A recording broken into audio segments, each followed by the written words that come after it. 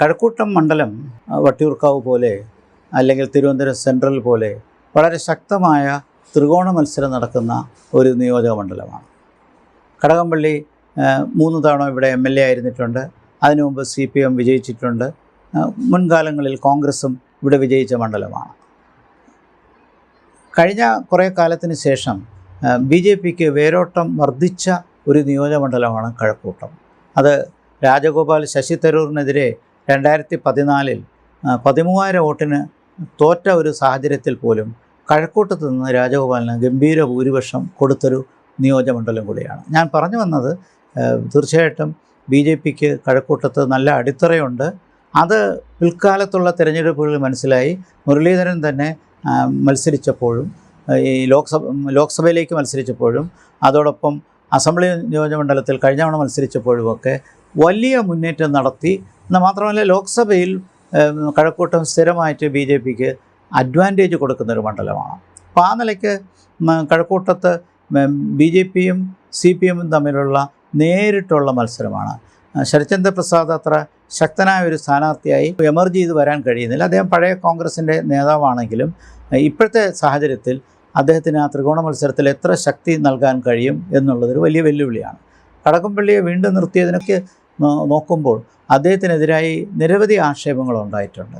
ശബരിമലയിലെ സ്വർണ്ണക്കൊള്ളയുമായി ബന്ധപ്പെട്ട ആക്ഷേപങ്ങൾ വന്ന് അദ്ദേഹത്തിലേക്ക് ദേവസ്വം ബോർഡ് മന്ത്രിയായിരുന്ന നിലയിൽ അദ്ദേഹത്തിലേക്ക് വിരൽ ചൂണ്ടുന്നൊരു പശ്ചാത്തലം വരെ എത്തി എന്നുള്ളതും ആ വിവാദങ്ങളിൽപ്പെട്ടതുമെല്ലാം തീർച്ചയായിട്ടും അദ്ദേഹത്തിനെതിരെ കടകംപള്ളിക്കെതിരെ വിരൽ ചൂണ്ടുന്നതാണ്. അപ്പോൾ കടകംപള്ളി ആ നിലയ്ക്ക് വലിയൊരു വെല്ലുവിളിയാണ് നേരിടുന്നത് BJP സ്ഥാനാർത്ഥി V. മുരളീധരനുമായിട്ട് നോക്കുമ്പോൾ. V. മുരളീധരൻ കഴിഞ്ഞ തവണ കൊണ്ടുവന്ന ലീഡിനപ്പുറം വർദ്ധിപ്പിക്കാൻ ശ്രമിക്കുകയും കഴക്കൂട്ടം കഴിഞ്ഞ 5 വർഷമായി വളരെ കോൺസെൻട്രേറ്റ് ചെയ്ത് പ്രവർത്തിച്ച ഒരു മണ്ഡലമാണ്. V. മുരളീധരനെ സംബന്ധിച്ചിടത്തോളം ഇത്തവണ ജയിക്കേണ്ട അദ്ദേഹത്തിൻ്റെ ഏറ്റവും പ്രധാനപ്പെട്ട ആവശ്യവും കൂടിയാണ്. ആ നിലയ്ക്കുള്ള മത്സരം ഉണ്ടായിട്ടുണ്ട്.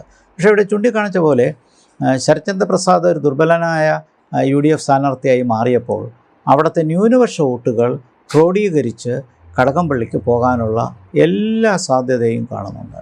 അപ്പോൾ മൈനോറിറ്റി വോട്ട്സ്, പ്രത്യേകിച്ച് മുസ്ലിം വോട്ടുകൾ കൂടുതലും കടകംപള്ളിയിലേക്ക് പൂർണ്ണമായും വന്നു കഴിഞ്ഞാൽ കോൺഗ്രസ് സ്ഥാനാർത്ഥിയുടെ പെർഫോമൻസ് വളരെ താഴോട്ട് പോവുകയും ചെയ്താൽ അത് തീർച്ചയായിട്ടും കടകംപള്ളിക്ക് ഗുണകരമായി വരും. അങ്ങനെ ഒരു സാഹചര്യത്തിലേക്ക് എത്തുമോ അതോ ശരത്ചന്ദ്ര പ്രസാദ് എത്രത്തോളം എല്ലാ വിഭാഗത്തിൻ്റെ വോട്ടുകൾ നേടുന്നു, ഏത് തരത്തിലുള്ള പെർഫോമൻസാണ് അദ്ദേഹത്തിന് നൽകാൻ കഴിയുന്നത്, മൈനോറിറ്റി വോട്ട്സ് ശരത്ചന്ദ്ര പ്രസാദിനെ എത്രത്തോളം പിടിച്ചു നിർത്താൻ കഴിയും, തുല്യമായി വീതിക്കത്തേ ഉള്ളൂ എന്നുള്ള ചോദ്യങ്ങളൊക്കെ. കാരണം ഈയിടയ്ക്ക് മനോരമയുടെ ടെലിവിഷനിൽ നടത്തിയ സർവേയിൽ മുരളീധരന് അഡ്വാൻറ്റേജ് ആണെന്ന് കാണിച്ചിരുന്നു. സാധാരണ ഇത്തരം കാര്യങ്ങൾ വരുമ്പോൾ ന്യൂനപക്ഷ കൺസോളിഡേഷൻ സാധാരണയായി കേരള രാഷ്ട്രീയത്തിൽ വരാറുണ്ട്.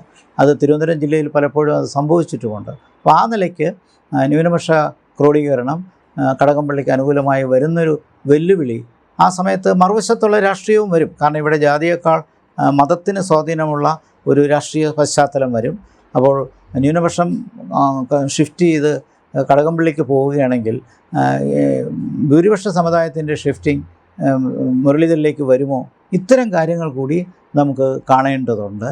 അപ്പോൾ രാഷ്ട്രീയപരമായിട്ട് അവർ രണ്ടുപേരും നടത്തുന്ന ഏറ്റുമുട്ടൽ വളരെ ശക്തമാണ്.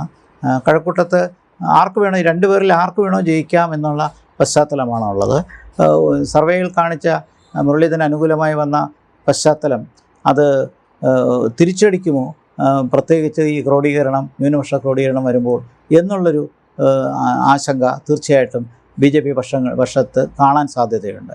അതേസമയം തുടർഭരണം ആഗ്രഹിക്കുന്ന ഒരു പശ്ചാത്തലമുണ്ടെങ്കിൽ, ജനങ്ങൾ തുടർഭരണമാണ് പ്രിഫർ ചെയ്യുന്നുണ്ടെങ്കിൽ അത് കടകംപള്ളിക്ക് തീർച്ചയായിട്ടും ഗുണം ചെയ്യും. പക്ഷേ ഭരണവിരുദ്ധ വികാരം എന്നുള്ള ആസ്പെക്റ്റ് അവിടെ ശക്തമായി നിൽപ്പുണ്ട്. ആ ഭരണവിരുദ്ധ വികാര വോട്ടുകൾ എത്ര ശക്തമായി മുരളീധരനിലേക്ക് എത്തും, അതോ അതും വിഭജിച്ച് മുരളീധരനിലും ശരത്ചന്ദ്ര പ്രസാദിലേക്ക് പോകുമോ? ഇത്തരം കാര്യങ്ങൾ ഇവിടെ ആലോചിക്കേണ്ട കാര്യങ്ങളാണ്. എന്തായാലും കഴക്കൂട്ടത്ത് വളരെ ശക്തമായ ത്രികോണ മത്സരമാണുള്ളത്.